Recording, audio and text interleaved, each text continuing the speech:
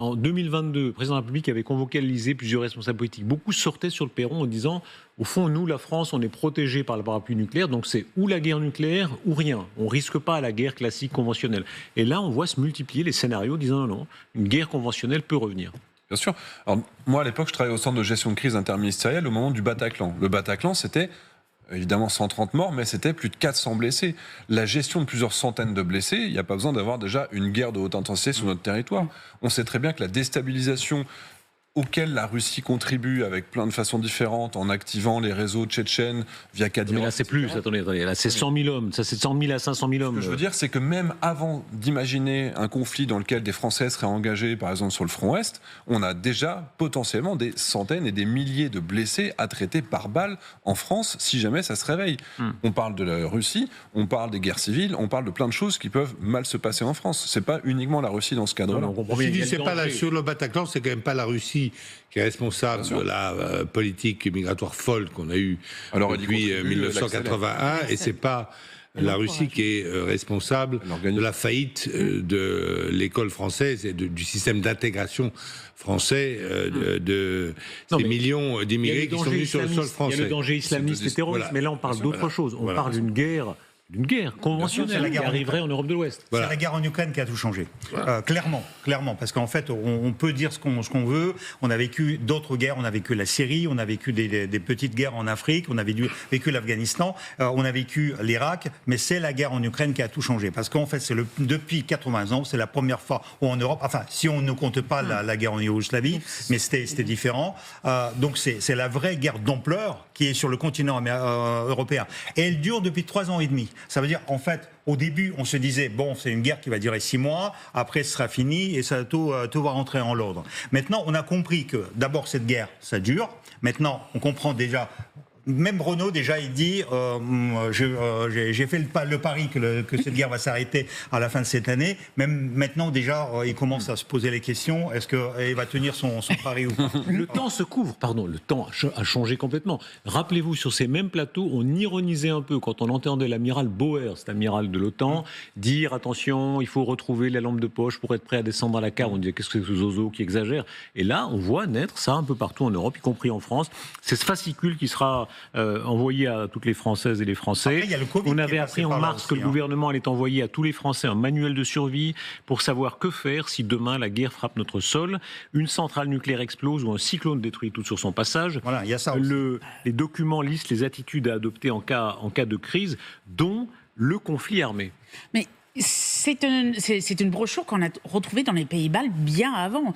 Ça fait 2 ans au moins que ça existe en Suède, en Lettonie, dans d'autres pays qui sont bien au courant du menace qui arrive.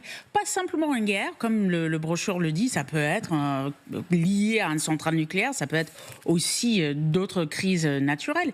Mais effectivement, on se réveille de ce côté de l'Europe en se rendant compte que nos voisins plus lointains, plus proches de la Russie, avaient des bonnes pratiques qu'il va falloir adopter en interne aujourd'hui. Le scénario notamment des drones, on va parler plus tard dans l'émission des drones, est-ce que ça a changé aussi la donne? Cette idée qu'une attaque massive de drones, on ne peut pas tirer une arme nucléaire pour répliquer. Ce serait une guerre conventionnelle très meurtrière. Déjà, avant même d'imaginer la guerre ouverte, il faut bien se rendre compte que la Russie s'entraîne. Fuite de documents internes de l'armée russe d'octobre dernier qui nous montrent que la Russie s'entraîne à bombarder la France depuis l'année 2013. L'objectif, c'est que si jamais par malheur on doit aller aider les pays baltes qui seraient envahis, la Russie prévoit de bombarder le sol français pour empêcher qu'on puisse décoller avec nos avions, qu'on puisse amener du ravitaillement. Donc nos infrastructures électriques, routières, ferroviaires, aéronautiques seraient bombardées par la Russie. Et logiquement, vous avez déjà des centaines de morts par drone qui peuvent être tirés par des bateaux, et donc là c'est la marine russe, et on sait maintenant que la Russie a développé une version du Shahed, donc le drone kamikaze Shahed, qui est tiré depuis des containers civils. C'est-à-dire qu'on a un bateau, un cargo civil qui passe au loin, il s'ouvre, il nous lance 50 Shahed sur l'île Longue, sur une infrastructure qui est censée être critique, il y en a forcément qui vont passer au travers. Donc sans avoir la guerre ouverte sur notre sol, on a logiquement des centaines et des milliers de blessés à traiter, évidemment des morts également. Expliquez-nous ce scénario, disons de la dissymétrie, où évidemment l'arme nucléaire française est une arme extraordinaire, qui amène une grande sûreté, mais s'il y a une attaque dissymétrique, on ne peut pas l'utiliser. Oui, parce qu'en fait, il faut aussi une dissuasion conventionnelle. C'est évident que si la Russie attaque demain un pays balte, et nous sommes alliés des pays baltes, nous l'avons décidé librement au sein de l'OTAN et au sein de l'Union européenne. Nous avons accepté librement, nous Français, que les pays baltes entrent dans l'Union européenne et une garantie de sécurité dans le traité de Lisbonne, fondateur qui régule l'Union européenne aujourd'hui. Eh bien, effectivement, il faut un esprit combatif, il faut des troupes qui soient prépositionnées dans ces pays-là, parce que la Russie peut attaquer, et il faut un esprit combatif.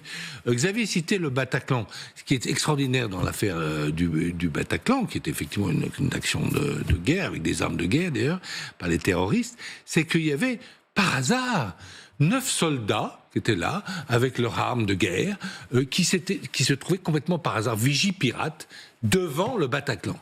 Et ils avaient tellement peu d'esprit combatif, on croit, ça rappelait les soldats français de 40 de la drôle de guerre, c'est qu'ils ne sont pas intervenus. Il a fallu qu'un policier, qui lui n'avait pas de... Ils n'ont même pas, très courageux, ils n'ont même pas prêté. Il a demandé, prêtez-moi votre fusil, puisque vous ne voulez pas aller vous battre. Et ils ont refusé de prêter leur fusil. C'était là, l'arme au pied, comme ça, 9 soldats. Et c'est ce policier qui a un courage incroyable, avec sa petite arme de service, qui a été tué les terroristes. On honore pas suffisamment... C'est ce policier de là-bas qui est entré dans le Bataclan, le premier avec un simple pistolet de fonction. Aujourd'hui, la mobilisation de beaucoup de pays en Europe, parce qu'on parle de la France, mais il y a beaucoup de pays, notamment la Finlande, on va peut-être voir ces images, ces bunkers géants qui sont en train d'être développés en Finlande. Piscines, gymnases, les aires de jeu, les parcs d'attractions, les installations souterraines de la Finlande qui sont développées. Le but est d'accueillir 4,8 millions de personnes sur une population de 5,5, un savoir-faire qui inspire beaucoup d'autres alliés, des pays nordiques et aussi de l'Allemagne. Regardez ces images, on voit à quel point des pays comme ça, qui ont évidemment la Russie proche, se disent ça peut être pour demain ou après-demain.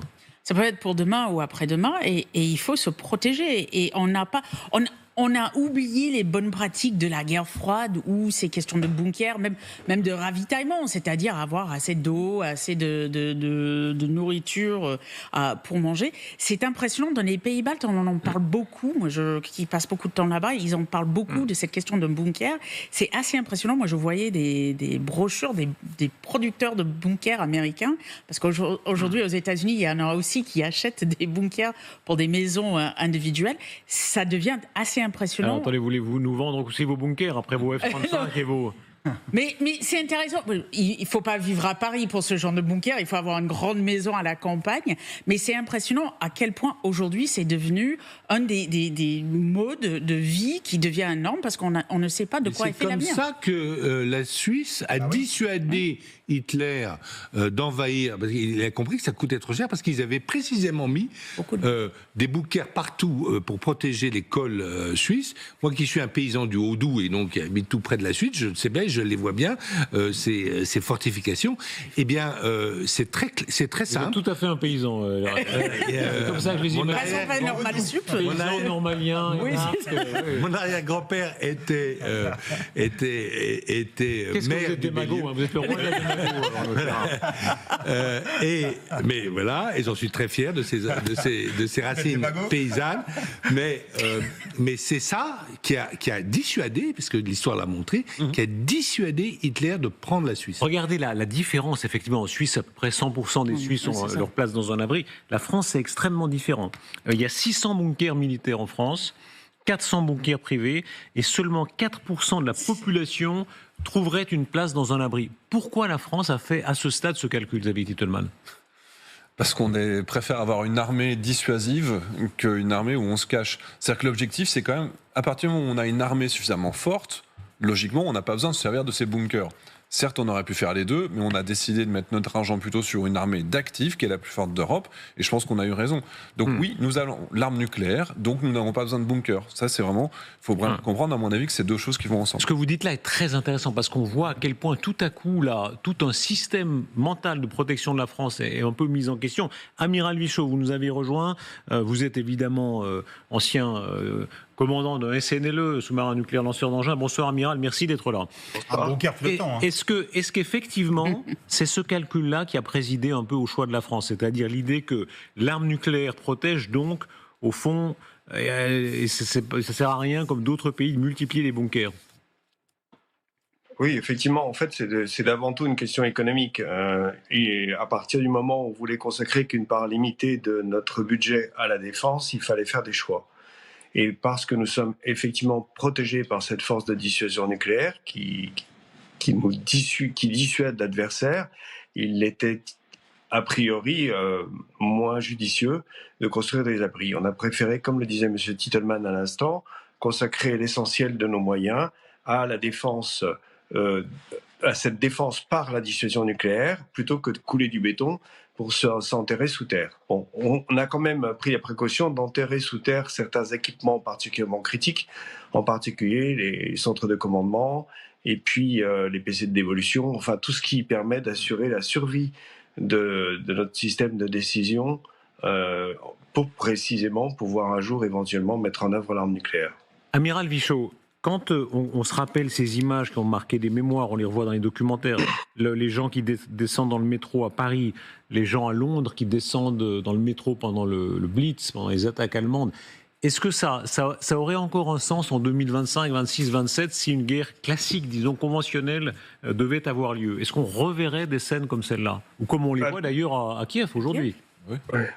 Se mettre à l'abri, ça a toujours un sens. Ça, c'est parfaitement clair. Et effectivement, se cacher dans un abri souterrain, comme les tunnels de métro, ou se mettre dans la pièce la plus solide d'un bâtiment, c'est une mesure de précaution.